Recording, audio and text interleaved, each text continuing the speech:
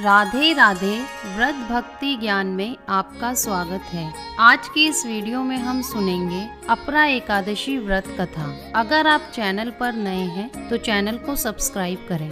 एक पौराणिक कथा के अनुसार किसी राज्य में महिध्वज नाम का एक बहुत ही धर्मात्मा राजा था। राजा महिध्वज जितना नेक था, उसका छोटा भाई व्रजध्वज उतना ही पापी था। व्रजध्वज महिध्वज से द्वेष करता था और उसे मारने के षड्यंत्र रचता रहता था। एक बार वह अपने मंसूबे में कामयाब हो जाता है और महिध्वज को मारकर उसे जंगल में फिकवा देता है और खुद राज करने लगता है। अब असामयिक मृत्यु के कारण महिध्वज को प्रेत का जीवन जीना पड़ता है। वह पीपल के पेड़ पर रहने लगता है। उसकी मृत्यु के पश्चात राज्य में उसके दुराचारी भाई से तो प्रजा दुखी ही थी, साथ ही अब महिध्वज भी प्रेत बनकर आने जाने वालों को दुख पहुंचाते थे। लेकिन उसके पुण्य कर्मों का सौभाग्य कहिए कि वहां से एक पहुँचे हुए ऋषि गुजर रहे थे।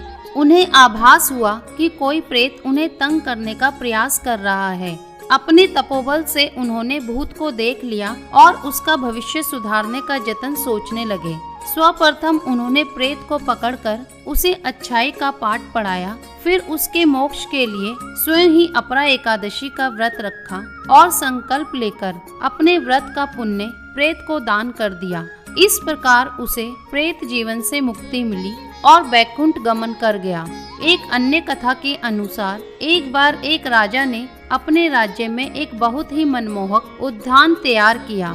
इस उद्यान में इतने मनोहर पुष्प लगे थे कि देवता भी आकर्षित हुए बिना नहीं रह सके और वह बगीचे से पुष्प चुराकर ले जाते। चोरी से परेशान राजा को वीरान होते उद्यान को बचाने के सारे प्रयास विफल होते नजर आ रहे थे। अब चोरी कोई इंसान करे तो पकड़ में आए। देवता दबे पांव आते और अपना काम कर निकल जाते। किसी को कानो कान खबर नहीं होती। अब राज पुरोहितों को याद किया गया। सभी ने अंदाजा लगाया कि है तो कोई दैवीय शक्ति का काम, किसी इंसान की तो हिम्मत नहीं हो सकती। उन्होंने सुझाव दिया कि भगवान श्री हरि के चरणों में जो पुष्प हम अर्पित करते हैं उन्हें बगीचों के चारों ओर डाल दिया जाए। देखते हैं बात बनती है या नहीं। और कोई विकल्प था नहीं, ऐसा ही किया गया। देवता और अप्सराएं नित्य की तरह आए, लेकिन दुर्भाग्य से एक अप्सरा का पैर भगवान विष्णु को अर्पित किए पुष्प पर रखा गया, जिससे उसके समस्त पुण्य समाप्त हो गए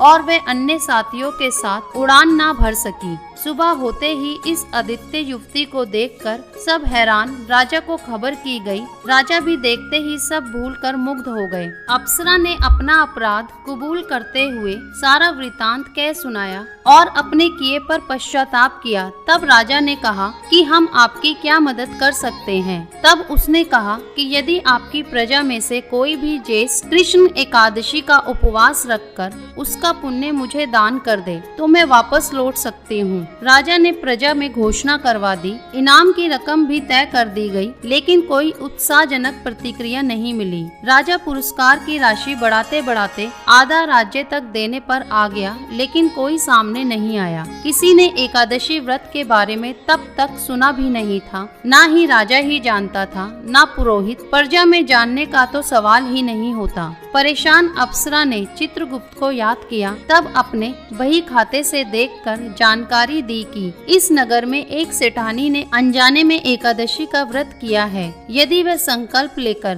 व्रत का पुण्य तुम्हें दान कर दे तो बात बन सकती है। उसने राजा को यह बात बता दी। राजा ने ससम्मान सेठ सेठानी को बुलाया। पुरोहितों द्वारा संकल्प करवाकर सेठानी ने अपने व्रत का पुण्य उसे दान में दे दिया, जिससे अप्सरा राजा व प्रजा का धन्यवाद कर स्वर्ग लोक लौट गई। वहीं अपने वादे के मुताबिक सेठ सेठानी को राजा ने आधा राज्य दे दिया। राजा अब तक एकादशी के महत्व को समझ चुका था। उसने 8 से लेकर 80 साल तक राज परिवार सहित राज्य के सभी स्त्री पुरुषों के लिए वर्ष की प्रत्येक एकादशी का उपवास अनिवार्य कर दिया। तो बोलिए विष्णु भगवान की जय। अब सुनेंगे अपरा एकादशी का महात्म्य। एक बार श्री युधिष्ठिर जी बोले, हे भगवान, ज्येष्ठ मास की कृष्ण पक्ष की एकादशी का क्या नाम है? मैं उसका महात्म्य आपके श्री मुख से सुनना चाहता हूँ। श्री भगवान बोले, राजन, इस एकादशी का नाम अपरा है। यह पुण्य देने वाली है।